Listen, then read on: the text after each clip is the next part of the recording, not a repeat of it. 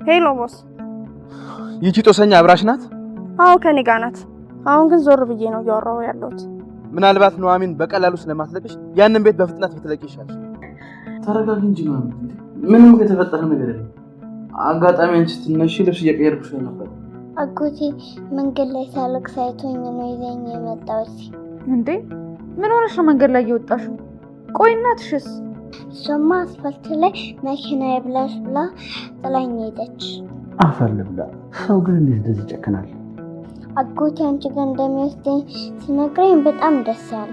አባዬ ኤርሚ እኮ በጣም ደግና የዋህ ልጅ ነው። መጀመሪያም ለምን እንደጠላው አልገባኝም። አሁንም ቢሆን አልጠላሁትም። አንቺም ቢሆን ለውሳኔ ቸኩኝ። ለምን? ስለምን እንደማወራ ገብቶሻል? እንዴት ዋልሽ? እንዴት ዋልክ? እኔ የምልሽ ኑሐሚን ታገቢኛለሽ? ምን? ያው አንዳንድ ጊዜ ነገረ ስራሽ እኮ ግራ ታጋብኛለሽ። እንዴት? እንዲሁ ስሜትሽን ማወቅ ስለፈለኩ ነው እንጂ መጀመሪያ የተናገርኩት ቃል ነው ትክክል። መጀመሪያ እኔ እንደሌላ ወንድ ተንበርክኬ ያብኝ ማለት አላገባትም፣ ግን ደግሞ እንደ ባልና እንደ ወጋችን ሽማግሌ ልልክ አስባለሁ። ሽማግሌ? አዎ ሽማግሌ። በቅርቡ ሚስቴ ላደርግሽ እፈልጋለሁ።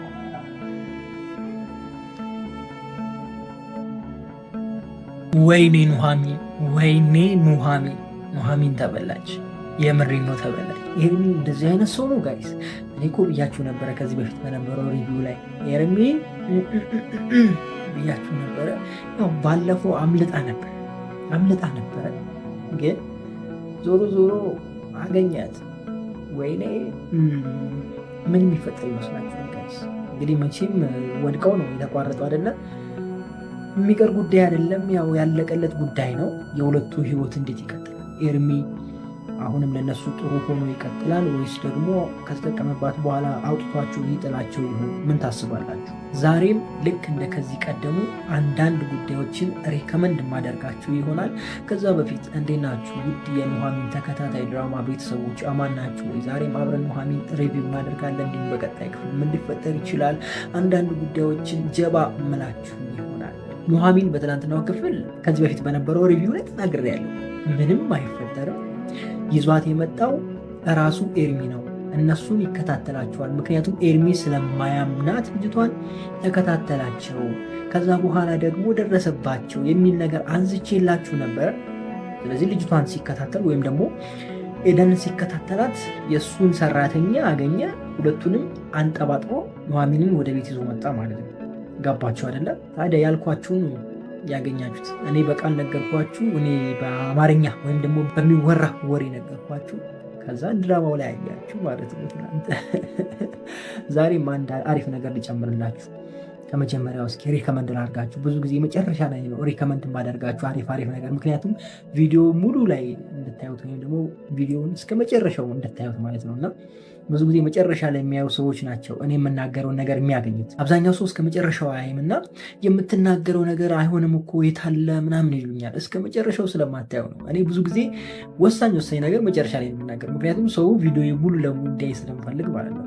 ሀቅ ነው፣ ምክንያቱም ቢዝነስ አይደለም የምንሰራው። እሺ ዛሬ ከመጀመሪያው ልጀምር። ትልቁ ጥያቄያችሁ ኤርሚ ከዚህ በኋላ ኑሐሚን ይተዋታል ወይስ አይተዋትም የሚል ጥያቄ። 90% አይተዋትም ማለት ምን ማለት ነው? አሁን ተጠቅሞባታል ወይም ደግሞ ከእሷ ጋር ቀርቧል አይደለ ጋይስ? ስለዚህ ይህን ብቻ የሚፈልግ አይነት አይደለም ኤርሚ ጋ ያለው። ምንም መጥፎ ስራ ቢሰራም ኑሐሚን ግን ይወዳታል። ከልቡ ወዷት ይመስለኛል እንደዚህ እያደረገ ያለው። ይህን ሁሉ ነገር እያደረገ ያለው ከልቡ ስለወደዳት ይመስለኛል። በዚህ ብቻ ሳይሆን ደግሞ ማየት የምችሉት ኮኪን እቤት ማምጣቱ ኑሐሚን ጋር ኮኪ ተቀመጥ ብሎ ማምጣቱ ኑሐሚን ከራሱ ማባረር እንደማይፈልግ ማየት ትችላላችሁ። ይህ ማለት ምን ማለት ነው? ኑሐሚን ተጠቅሞ ወይም ደግሞ ለጊዜያዊ ስሜት ብቻ አይደለም ማለት ነው የፈለጋት፣ እስከ ወዳኛው ነው ማለት ነው የፈለጋት። ምናልባትም እንደው የሰው ልጅ አይታወቅምና ሊቀያየር ይችላል እና ደግሞ እንደ ኤርሚ አይነት ሰዎች አይታመኑም አይደለ ጋይስ? ስለዚህ 10%ቷ ምን ትሆናለች መሰላችሁ? 10%ቷ ኤርሚ ለጊዜው ማለት ለሆነ ያክል ጊዜ ነገሮች ሲስተካከሉ ገብቷችኋል እላችሁ የፈለኩት ነገር ምናልባት ስራ ተበላሽቶበት ሊሆን ይችላል፣ ወይም ደግሞ ለሆነ ጉዳይ ፈልጎት ሊሆን ይችላል። ብቻ ነገሮች እስኪስተካከሉ ብቻ እነሱን ፈልጉ ሊሆን ይችላል። ከዛ በኋላ አውጥቷችሁ ሊጥል ማለት ነው እንጂ በዚህ ጊዜ ውስጥ ሁለቱን አውጥቶ ወይም ደግሞ ሶስቱንም አውጥቶ አይጥልም፣ ቤተሰቡን አውጥቶ አይጥልም። በጣም የገረመኝና ያስደነቀኝ ነገር ደግሞ ልጁ የሱ ነች። ወይኔ በላቸው ኮኪ የሱ ነች።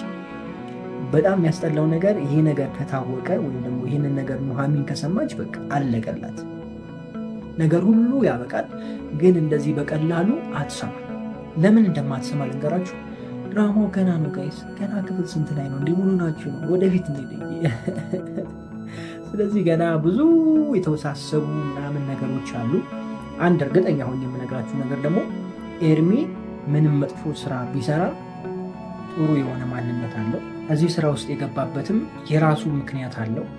ምናልባትም ከዚህ በፊት እንደነገርኳችሁ አንድ ሰው ወደ ሆነ ነገር የሚገባው ወይም ደግሞ ጥሩ ስራ የማይሰራው ተገዶ ሊሆን ይችላል።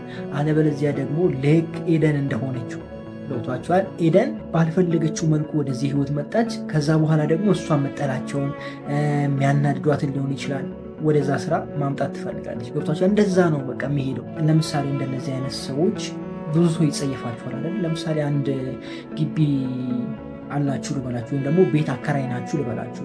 አንድ ሴት መታ ሴተኛ ዳሪ ነኝ ቤት ፈልጌ ነው ግን ሴተኛ ዳሪ ነኝ ምናምን በትላችሁ ታከራያላችሁ? ግቢያችሁን አታከራዩ። ልጆቼ ልታበላሽ ነው ምን በቃ አንቋሻችሁ አታወጣላችሁ። ኢቭን እንደዛ ስትላችሁ ፊታችሁ ሁሉ ቄርጭር ይላል አይደለ ጋይስ? ይህ ምንድነው? ለእነሱ መልካም የሆነ አመለካከት የለንም። ስለዚህ እነሱም ለእኛ መልካም አመለካከት አይኖራቸው። ሰው ቲሽ ሰው ነው የሚሉት። ሁለተኛ ደግሞ ሴቶቹ ብቻቸውን እኮ ኃጢአት አይሰሩም አይደለ ጋይስ? ከነሱ ጋር ኃጢአት የሚሰራው ሰው ያለ እሱ ሰላም ነው፣ እሱ አይነካም። በገንዘቡ እሱ ገዝቶ ነው እንደፈለገ ነው። እሱን ማንም አይናገረው። ሴቶቹ ነው ሁላችንም የምንናገራቸው። ሁላችንም ኃጢአተኛ የምናገር ሴቶቹ ላይ፣ ወንዶቹ በቃ ምንም ሰላም። የምሬን እኮ ነው። ሚስቱን ትቶ እንደፈለገ ያደርጋል፣ ባይኖሩም እንደፈለገ ይሆናል። እሱ ራሱ እኮ ተመሳሳይ ከነሱ ጋር ተመሳሳይ ነው። ወንዱም ተመሳሳይ ነው፣ ግን ወንዱን የሚናገረው የለም። እሷን በቃ ሁሉም ሰው ሴቷ ላይ ነው። ከዚህ ነገር የተነሳ አብዛኞቹ ያገኙትን ሰው ወደዛ ህይወት ማስገባት ይፈልጋሉ። ገንዘብ ካገኙበት ምንም ቅር አይላቸው፣ ምክንያቱም ለእነሱ መልካም አስተሳሰብ ስለሌለው ሰው። በዚሁ አጋጣሚ እህቶች እንዲሁም ደግሞ መልካም ወንድሞችም ካላችሁ እንደነዚህ አይነት ሰዎችን ስታገኙ በመልካም ፈገግታ በመልካም ባህሪ አውሯቸው። ጥሩ የሆነ ፊት ስጧቸው። ከቻላችሁ እነሱን ከዚህ የሚወጡበት መንገድ አመቻቹላቸው። አለበለዚያ ሰላም ማለት በጥሩ መልኩ ከነሱ ጋር መጫወት መነጋገር አሪፍ ነው ብዬ አስባለሁ። የምሬ ነው። በጣም ተሸማቀው ነው የሚኖሩት። አብዛኛው ግን ወዶ አይደለም። የምሬ ነው። አብዛኛው ወዶ አይደለም። ልክ እንደ ኤደን ባልፈለጉበት መልኩ የሚገቡ አሉ። ሌላው ደግሞ እናቱ ታማ ማሳከሚያ ጠፍቶ ልጃቸው ማሳደጊያ አጥተው ይህንን አማራጭ ያደርጋሉ። እንደነገርኳችሁ ባልሆኑም አጋጣሚ የሚገቡ አሉ። አንዳንዴም ደግሞ ሳይፈልጉት በሚደርስባቸው ጥቃት በዛ ጥቃት ውስጥ በቃ እንትን ስሜታዊ ይሆናሉ። ሰው እንዳልሆኑ ይሰማቸዋል ምናምን በቃ የሆነ ነገር ሆኖ ወደዛ ይገባሉ ጋይስ። ልክ እንደዛ ለምሳሌ አንድ ሰው ሱስ ውስጥ እንዴት እንደሚገባ አስቡ። የመጠጥ ሱስ ሊሆን ይችላል፣ ሲጋራ ሱስ ሊሆን ይችላል፣ የተለያዩ ሱሶች አሉ። እዛ ውስጥ እንዴት እንደሚገባ አስቡ። ከዛ በኋላ ከዛ ውስጥ ለመውጣት የሚያደርገው ጥረት እንዴት እንደሚወጣ አስቡ። ስንት መከራ እንደሚያሳልፉ አስቡ። ያ ማለት ነው ጋይስ፣ ያ ማለት ነው። ኢቭን ሌላውን ነገር ተውትና በቃ ቀለል ሱስ የሚይዛችሁ ለምሳሌ እናንተ ሱስ ከምንድን ነው የያዛችሁ? ከተከታታይ ድራማ እዛም ዘልል እያላችሁ። በነገራችን ላይ ይህም ሱስ ይዟችሁ እንጂ ምንም እንትን ብላችሁ አይደለም። አብዛኞቻችሁ የምታዩት ሱስ ሆኖባችሁ ሁሉም ጋር ተረቅጣላችሁ። አንድ ነገር ሁሉም ጋር ነው ታደለ ጋይስ። ይሄም ሱስ ሆኖባችሁ እንጂ አብዛኛውን ድራማ የምታዩት ከድራማ ሁሉ ተምራችሁ አይደለም። ሱስ ስለሆነባችሁ ብቻ ታያላችሁ።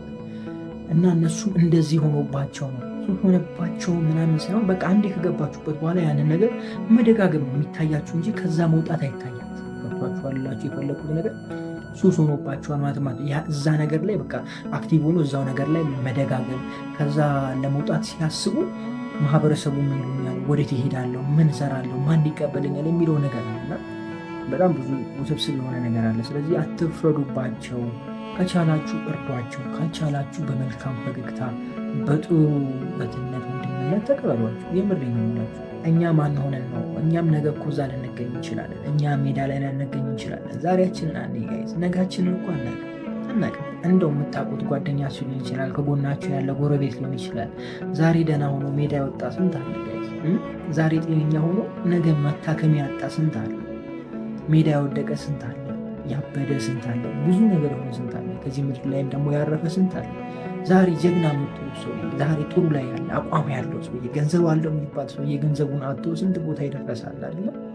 ነጋችንን አናውቅም። የእኛ ህይወት ለመበላሸት ሰከንድ ብቻ ይመቃል። አይናችን ጭፍን አድርገን ግልጥ በምናደርጋት ሰከንድ ውስጥ የእኛ ህይወት ይበላሻል። ኢቭን ህይወታችንን እናጣለን። የዚህ ምድር ላይ ያለውን ቆይታ የምናጣባት በዚህ ሰከንድ ውስጥ ነው እና እኛ የሆነ የተለየን ምናምን ሆነን አንኑር። የብሬ ነው ወቅ ይሄ ምንድን ነው? ይሄ በቃ ክብጭ የሚያደርግ ሰው ምንም አይመቸኝ። የብሬ ነው።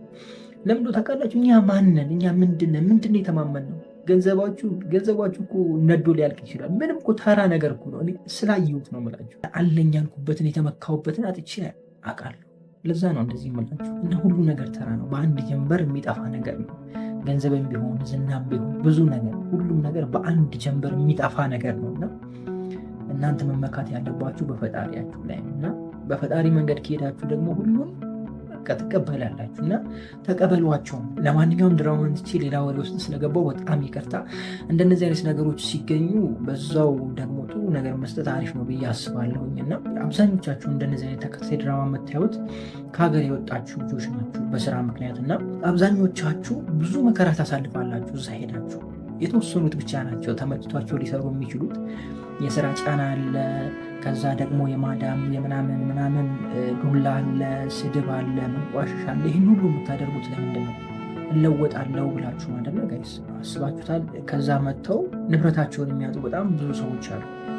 እንደዚህ ለፍተው እዚህ ሲመለሱ ያስቀመጡት ሰውዬ የለም ወይ ብሩን ጨርሶታል ወይ የሆነ ነገር ሆኗል። ከዛ በኋላ ያላቸውን ህይወት አስቡት። አሁን የማውቃቸው እንደዛ ሆነው ወደዛ ህይወት የገቡ አሉ። በቃ ተስፋ ቆርጦ። ስለዚህ አትፍረዱ። የምሬ ነው። ብዙ ነገር ያጋጥማል በህይወታችን ላይ። ለማንኛውም ወደ ድራማው ልመለስ። እንዴ ተረጋጋ አትሉኝ? ስሜታዊ የሆንኩባቸው አይደለ? እሺ አፉ በሉኝ። ለማንኛውም ያው ዋናውን ጉዳይ ተናግሬያለሁ። ለዛ ነው መጀመሪያ ላይ ዋናውን ጉዳይ ከተናገርኩ ከዛ ደግሞ ጥሩ ነገር ደስታችሁ ብዬ ነው። በዚሁ አጋጣሚ አንድ ጥያቄ ልጠይቃችሁ። በቀጣይ ክፍል ምን ሊፈጠር ይችላል? እኔ ከነገርኳችሁ ውጪ ሌላ የሚፈጠረው የምታስቡት ነገር ካለ ኮሜንት ላይ ያስቀምጡልኝ። ኤደን ጋር ምን ይፈጠራል? ቀጥቀጣ እርግጥ ያርገዋት። እኔ መቀጥቀጥ ብቻ አይመስለኝም፣ ሌላ መቀጥቀጥም አለበት። እንደዚህ ብቻም አይደለም። የምሬን እኮ ነው። እንዲያስባችሁታል ጋይስ። እንደዛ ብቻ አይመስለኝም ማለት የሆነ በጣም አሰቃይቷታል ብዬ ነው የማስበውና ከዚህ በኋላ ትንፍሽ የምትል አይመስለኝም። ምናልባት እስከተወሰነ ጊዜ ነው፣ ግን እንደዚህ በቀላሉ ዝም የምትል አይመስለኝም። ፖሊስ ጋርም ስትል አንሄድም ምናምን ብላለች። የሆነ ነገር ትጀምራለች ብዬ አስባለሁ። በቃ የሆነ ገንዘብ የምታገኝበት አሁንም መንገድ ትፈልጋለች ከነሱ ብዬ ነው የማስበው። እንደዚህ ዝም ብላ አትቀመጥም። ሌላ አጀንዳ ይኖራል። ሌላ አጀንዳ ብቻ ሳይኖር ደግሞ ሌላ አዲስ ፊት በቅርቡ እናያለን። ምናልባት በቀጣይ ክፍል፣ ምናልባት ካልሆነ ሌላኛው ቀጣይ ክፍል ላይ እናያለን። በዚህ ከሚመጡት 3 ክፍሎች ወይም በቃ በዚህ ሳምንት ውስጥ አዳዲስ ፊት አሉ ብዬ አስባለሁ። የትኛው ክፍል ላይ እንደሆነ አላውቅም፣ ግን አሉ። እሺ አዳዲስ ፊቶች አሉ። አዳዲስ ፊቶች ስላችሁ እዚህ ድራማ ላይ የሌሉ ከዚህ በፊት ልታውቋቸው ትችላላችሁ። እሱን አልነግራችሁ፣ ግን የሚጨመሩ ሰዎች አሉ። ሌላ ካራክተር ይገባበታል። አሪፍ እየሆነ እየሰፋ ወደ ሰፋ እያሳደገን እንቀጥላለን ማለት ነው። በካፌ ውስጥ የነበሩት ሰዎች ሁሉ የየራሳቸውን ስራ የየራሳቸውን ድርጊት፣ ግማሹ እየተመገበ ግማሹ እያወራ ነው። እኛ ግን በራሳችን ዓለም ውስጥ በዝምታ ተውጠን ነበር። ሐዘኗ፣ ህመሟ፣ የደረሰባት ግብ፣ ሁሉ ነገር በውስጤ ገብቶ ሲያቦካኝ ይሰማኛል። ላለፉት ወራት ሳያት የነበረችው ጠንካራ ሴት፣ ኮስታራ ሴት በውስጧ ይህንን ሁሉ ሳትሸክማ እንደነበረ ሳስብ ለእሷ ያለኝ ፍቅር ወደ አክብሮትና ጥልቅ ወደሆነ ስሜት ተቀየረ። ዝም ብዬ ላያትም አልቻልኩም ነበር። ከዚህ ማጥ ማውጣት እንዳለብኝ ተሰማኝ። ህዊ አልኳት። በመጨረሻም ቀና ብላ አየች። ከዚህ ህይወት መውጣት አለብሽ። በእንባ ያቀረሩ አይኖቿ ተለቅ ብለው ተከፈቱ። ልትናገርም ስትሞክር ጣቴን በከንፈሯ ላይ አድርጌ ዝም እንድትል አደረግኳት። አሁን ከዛሬ ጀምሮ ያንን መንገድ ዳግመኛ አትረግጪውም አልኳት። በሐዘን ፈገግ ለማለት ሞክረች። እንዴት አድርጌ ስትል ጠየቀች። የእናቴ ሕክምና፣ የወንድሜ ትምህርት፣ አንተ ከምታስበው በላይ ከባድ ነው አለች። አውቃለሁ አልኳት ቁራጥ በሆነ ድምፅ። ብቻሽን አይደለሽም። ከዛሬ ጀምሮ እኔ ረዳሻለሁ። ያጠራቀምኩት ገንዘብ አለ። ብዙ ባይሆንም ለጊዜው ያቆየናል። ከዚያ በኋላም አብረን ሆነን ሌላ መፍትሄ እንፈልጋለን። ተጨማሪ ስራ፣ ብድር፣ ምንም ይሁን አብረን እንጋፈጣለን። ዋናው ነገር አንቺ ከዛ ጭቃ ውስጥ መውጣትሽ ነው። ጭንቅላቷን እየነቀነቀች አይሆንም፣ አንተ በዚህ የኔ ቆሻሻ ህይወት ውስጥ ልትዘፈቅ፣ ይሄ የኔ ሸክም ነው። አንተ ንጹህ ህይወት ይገባሃል። እኔም መልሼ የሚገባኝ ህይወት ከአንቺ ጋር ነው። እጇንም አጥብቄ ያዝኩ። ህዊ እወድሻለሁ። ስለ አንቺ ይህንን በማወቄ ምንም አልተቀየርኩም። እንደውም አሁን ለአንቺ ያለኝ ስሜት የበለጠ ጨምሯል። ብቻሽን እንድትሰቃይም አልፈቅድም። እባክሽ ፍቀጂልኝ። ለረጅም ጊዜም አይኖቼ ውስጥ ስትመለከት ቆየች። የውስጧ ትግል ፊቷ ላይ በግልጽ ይነበብ ነበረ። ኩራቷ፣ ፍርሃቷ፣ እኔን ለማጣት ያላት ጉጉት ሲላተሙ ይታወቀኛል። መጨረሻም የተሸፈነው ትግሏ እንባ ሆነ። እሽታዋንም በጭንቅላቷ ንቅናቄ ገለጸችልኝ። ያቺም ቀን አዲስ ህይወት የጀመርንባት ቀን ሆነች። ለመጀመሪያ ጊዜ ህዊ ሙሉ በሙሉ ከስራ እረፍት ወጣች። የመጀመሪያ ሳምንታችን ልክ እንደ ህልም ነበረ። ከዚህ በፊት አይቻትን የማላውቋን ህዊን አየኋት። የተረጋጋች፣ ጭንቀት የሌለባት፣ ከልቧ የምትስቅ፣ ፊቷ ላይ አዘውትሮ የሚታየው የሐሳብ ጥላ ተገፎ በብርሃን ተተክቷል። ቤት ውስጥ አብረን ማብሰል ጀመርን። ፊልም አብረን ማየት ጀመርን። ለሰዓታት ሳንሰለች ማውራት። ያቺን ቀን የነገረችኝ ህይወት ያለፈ ታሪክ መሰለኝ። እሷን ከገሃነም እንዳወጣዋት ሳስብ በራሴ ኩራትና ደስታ ተሰማኝ። ግን የህይወት እውነታ ከህልም የበለጠ መራራ ነው። ያጠራቀምኳት ገንዘብ እኔ ብዙ መስሎኝ ይታየኝ ከእናቷ ከዲያሊሲስ ወጪ እና ከሌሎች የቤት ወጪዎች ጋር ሲጋፈጥ እንደ ጉም መትነን ጀመረ። የሂሳብ ደብተሬም ቀይ መስመር ማሳየት ጀመረ። እኔም መጨነቅ ጀመርኩኝ። ጭንቀቴን ከእሷ ለመደበቅ በሞክርም እሷ ግን ጠንቅቃ ታውቃለች። አንድ ምሽትም አጠገቤ ቁጭ ብላ እንዲህ ስትል ጠየቀችኝ። አንተ ላይ ሸክም ሆንኩብህ አይደለ አለችኝ። በፍጹም አልኳት ፈጥኜ። አብረን እንወጣዋለን ተባብለን ነበር እኮ ብዬ መለስኩላት። ግን ውስጥ ያለውን ስጋት መደበቅ አልቻልኩም። እሷም ዝም አለች።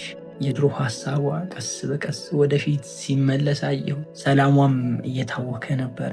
አንድ ቀን ከስራ ደክሞኝ ስገባ ህዊ ስልክ ላይ ነበረች። እኔን እንዳየች ድንገት ተነስታ ወደ መኝታ ቤት ገባች። ድምጿን ዝቅ አድርጋ ብታወራም የተቆራረጠ ቃላቶቿን መስማት ችያለሁ። አይ እሱን መንገድ አልችልም፣ በሱ ላይ ተጨማሪ ሸክም መሆን አልፈልግም። እኔ ራሴ መፍትሄ እፈልጋለሁ። ስልኩንም ከዘጋች በኋላ ለደቂቃዎች በመኝታ ቤት ውስጥ ቆየች። እኔም ቀስ ብዬ የክፍሉን በር ከፍቼ ሳይ አልጋው ጠርዝ ላይ ተቀምጣ በዝምታ ስታለቅስ አየኋት። እኔም እንዳላያት እንባዋን በፍጥነት ጠረገችው። በዛች ቅጽበት አንድ ነገር ገባኝ። እሷን ከጎዳና ላወጣት ብችልም የችግሩ ስር ግን እዛው ነው። እሷም እኔ ለመጠበቅ ስትል እንደገና ሚስጥር መደበቅ ጀመረች። ያ በአዲስ መልኩ የገነባ ነው ግልጽነትና እምነት ስሩ መሰንጠቅ የጀመረ መሰለኝ። ከህዊ ጋር የገነባ ነው አዲሱ ሰላማዊ ዓለማችን ልክ እንደ ብርጭቆ ነበረ፣ ውብ ግን በቀላሉ የሚሰበር። እኔ ሳላውቀው እሷ በድብቅ የምታወራው የስልክ ወሬና የምታነባው እንባ ነበረ። አንድ ቀን ይሄም ነገር ወደ ሙሉ ስብራት ተቀየረ። ቅዳሜ ከሰዓት በኋላ ነበረ። እኔና ህዊም ሳሎን ቁጭ ብለን ሻይ እየጠጣን ስለ ወደፊቱ እያወራን ነበረ። ትንሽ ገንዘብ ስናገኝ የራሳችንን ካፌ እንከፍታለን እያለች በህፃን አይነት የደስታ ቅዠት ውስጥ ሆና ስታወራ በሩ በኃይል ተንኳኳ። ሰው ጠርተሽ ነበር አልኳት። እሷም አይ አለችኝ በድንጋጤ። እኔም ወዲያው ተነሳሁና በሩን ከፈትኩ። እንደከፈትኩም ፊቱ ላይ ክፉ መንፈስ የሚነበብ አንድ ግዙፍ ሰውዬ ቆሞ ነበረ። እንዳሰብኩትም ክፋቱን አሳየኝ። ህዊን ነው የምፈልገው አለኝ በደረቅ ድምፅ። ገፍትሮኝም ወደ ውስጥ ገባ። ህዊም ሰውየውን ስታየው ፊቷ ላይ የነበረው ብርሃን ሁሉ ጠፍቶ በፍርሃት ተተካ። ከመቀመጫዋም ብድግ ብላ አንተ እዚህ ምን ትሰራለህ አለችው፣ ድምጿ እየተንቀጠቀጠ። ምን እሰራለሁ? ለምን እንደመጣሁ ታውቂያለሽ እኮ ገንዘቤን ብሎ ጮኸባት። ከስራ ከጠፋሽ ሳምንት አልፏል፣ ስልክሽም አይሰራም፣ የት ጠፍተሽ ነበር? እኔም ግራ ገብቶኝ በመካከላቸው ቆምኩ። ይቅርታ ህዊ፣ ይሄ ማን ነው? ምን አይነትስ ገንዘብ ነው የሚጠይቅሽ ብዬ ህዊን ጠየቅኳት። ሰውየውም በንቃት ሳቅ አለ። አሃ አዲስ ባንክ አግኝተሻል ማለት ነው። ስሚኝ አንቺ ልጅ፣ ወይ ዕዳሽን ትከፍያለሽ ወይም ከዚህ ከአዲሱ ጓደኛሽ ጋር አብረሽ ትከፍያለሽ። ያኔ ንዴቴንም መቆጣጠር አቃተኝ። ወደ ሰውየውም ጠጋ አልኩና ከዚህ ቤት ውጣ አልኩት። አንተ ማነህ የምታዘኝ ብሎ ሊገፈትረኝም ሞከረ። ያኔ ነበረ ነገሮች የተቀየሩት። ህዊም ጮኻ በመካከላችን ገባች። እባክህን ተው እያለች እኔን ገፈተረችኝ። እሱንም እባክህ አንተ ሂድ፣ እምልልሃለሁ፣ ገንዘብህን በቅርቡ እሰጥሃለሁ፣ ጥቂት ጊዜ ስጠኝ አለችው። ሰውየውም ህዊን በትኩረት ተመልክቶ እኔን በንቀት አይቶኝ 1 ሳምንት ከዛ በኋላ እዚህ ቤት መጥቼ የሁላችሁንም ህይወት አመሰቃቅለዋለሁ ብሎ በሩን በርግዶ ወጣ። በሩ እንደተዘጋም ቤት ውስጥ ከባድ ዝምታ ሰፈነ። ህዊም ፊቷን በእጆቿ ሸፍና ተንሰቅስቃ ማልቀስ ጀመረች። ለምን አልነገርሽኝም አልኳት፣ ድምፄ በሐዘንና በንዴት ተውጦ። ከነዚህ ሰዎች ጋር ግንኙነት እንዳለሽ ለምን ደበቅሽኝ? ህዊም አንተን ማስጨነቅ አልፈለግኩም አለችኝ በእንባ መሃል። ዕዳም ነበረብኝ፣ እሱን ለመክፈል እየሞከርኩ ነበረ። እኔም ሚስጥር በመደበቅሽ እንደገና ዋሸሽኝ ማለት እኮ ነው አልኳት። ቃላቶቼ የእሷን ያህል የኔንም ልብ እየጎዱ ነበረ። እሷም ምንም መልስ አልሰጠችኝም። በዛች ቅጽበትም በመካከላችን የነበረውን የእምነት ክር እየበጠስኩት መሰለኝ። እሷን ከጎዳና አወጣኋት፣ ግን የጎዳናው ጥላ ወደ ቤት ድረስ ተከትሎን መጥቶ ነበረ። ያን ምሽት በአንድ አልጋ ላይ ተኝተን እንኳን በመካከላችን 1000 ማይል የሚሆን ርቀት ነበረ። ዝምታው ከባድ ነው። ያ ሰውዬ መጥቶ ከሄደ በኋላ የነበሩት ቀኖች በጥርጣሬና በጭንቀት የተሞሉ ነበሩ። እኔ እሷን ለመርዳት ተጨማሪ ገንዘብ ለማግኘት ስሯሯጥ፣ እሷ ደግሞ በፍርሃትና በውርደት ራሷን ስታገል ነበረ። አብረን ብንሆንም ብቻችንን ነበረ። ሰላማችንም ሙሉ በሙሉ ታውኮ ነበረ። ችግሩ ግን ከዚህም የከፋ ለመሆን ጊዜ አልፈጀበትም ነበረ። አንድ ምሽት ከሆስፒታል ተደወለ። የህዊ እናት ሁኔታም በጣም ተባብሶ ከፍተኛ ክትትል ክፍል እንደገባችና ለድንገተኛ ቀዶ ጥገና አስቸኳይ ገንዘብ እንደሚያስፈልግ ነገሩ። የተጠየቀውም ገንዘብ እኔና እሷ በህይወታችን አይተን የማናቀው አይነት ነበረ። ያኔ ነበረ ህዊ ሙሉ በሙሉ የተሰበረችው። ስልኩንም ከዘጋች በኋላ ምንም ቃል ሳይወጣት ለሰዓታት ባዶ ግድግዳ ላይ ስታፈጥ ቆየች። አይኖቿም ደርቀው ነበረ። ተስፋ መቁረጥ ፊቷ ላይ እንደ ጭንብል ተለጥፏል። እኔም ለማረጋጋት መፍትሄ እንደምናገኝ ልነግራት ሞከርኩ። ያንን ምሽት ከባድ የሆነ እንቅልፍም ወስዶ ነበረ። የሆነ ሰዓት ላይ ብንን አልኩኝ። ህዊ አልጋው ላይ አልነበረችም። ህዊ ብዬ ስጠራም መልስ አልነበረም። እኔም በድንጋጤ ወዲያው ብድግ አልኩና ቤቱ ውስጥ በሙሉ ፈለግኳት። የለችም። ስልኳም አይሰራም። ልቤ በፍርሃት መምታት ጀመረ። ወደ ሳሎንም ስመለስ ጠረጴዛ ላይ አንድ የታጠፈች ወረቀት አየው። ደብዳቤ ነበረ። በሚንቀጠቀጡ እጆቼ ይዤም ከፈትኩት። የኔ ውድ ይላል። ይሄንን ስታነብ እኔ ከህይወት ሩቅ ሆናለሁ። ላደረግከው ነገር ሁሉ አመሰግናለሁ። ላለፉትም ጥቂት ሳምንታት እውነተኛ ደስታ አሳይተኸኛል። ነገር ግን እኔ የተረገምኩ ነኝ። የኔ ችግር አንተንም አብሮ ሊውጥህ ነው። እናቴም ማዳን አለብኝ። አንተ ደግሞ ከዚህ ሁሉ መዳን አለብህ። አንተ ንጹሕ ህይወት ይገባሃል። እኔ አንተን በወድህም ለአንተ ያለኝ ፍቅር አንተን ወደ እኔ አዘቅት ውስጥ እንዲያስገባ አልፈልግም። እባክህ እርሳኝ። ደህና ሁን። ወረቀቱ ከእጄ ላይ ወደቀ። አይሆንም፣ ይሄ ሊሆን አይችልም። ጫማዬን እየተጣደፍኩ አድርጌ ከቤት ወጣሁ። ወዴት እንደሄደችም አላወቅኩም ነበረ። ከተማውን አቋርጬ ስነዳ ልቤ ሊፈነዳ ደርሶ ነበረ። ያኔ የተረገመ ጎዳና ሳየው መኪናዬን አቆምኩት። ከሌሎች ሴቶች ጋራም ተደርድራ ያንን የድሮ ባዶ ገጽታ ፊቷ ላይ ለጥፋ ቆማለች። ህዊ ብዬ ጮኩኝ። ወደ እሷ መሮጥኩ። ስታየኝም ድንግጥ አለች። ለምን መጣ? እባክህ ተመለስ። እኔም በንዴት ድምፅ አይሆንም፣ አብረን መፍትሄ እንፈልጋለን ብለሽኛል ነበረ ብዬ እጇን ያስኳት። እንባዋን በፊቷ ላይ መውረድ ጀመረ። ምንም መፍትሄ የለም። እናቴ ልትሞት ነው፣ አንተም ደግሞ በእኔ ምክንያት ልትጠፋ ነው። እኔም በተሰበረ ልብ እባክሽን ህዊ እለምንሻለሁ ይህንን ነገር አታድርጊ አልኳት። እሷም ይህንን ማድረግ አልችልም አለችኝ፣ እጇን ከእጄ ላይ እያስለቀቀች። አብረን በሆን ቁጥርም አንተ የዚህ ቆሻሻ ዓለም አካል ትሆናለህ፣ ያንን መፍቀድ አልችልም፣ እወድሃለሁ። ለመጨረሻ ጊዜም አቅፋኝ ደህና ሁን አለችኝ በሹክሹክታ። ከዛም ገፍትራኝ ወደ ሌሎቹ ሴቶች ተቀላቀለች። እኔም በቆምኩበት ቦታ ተንበርክኬ ቀረው።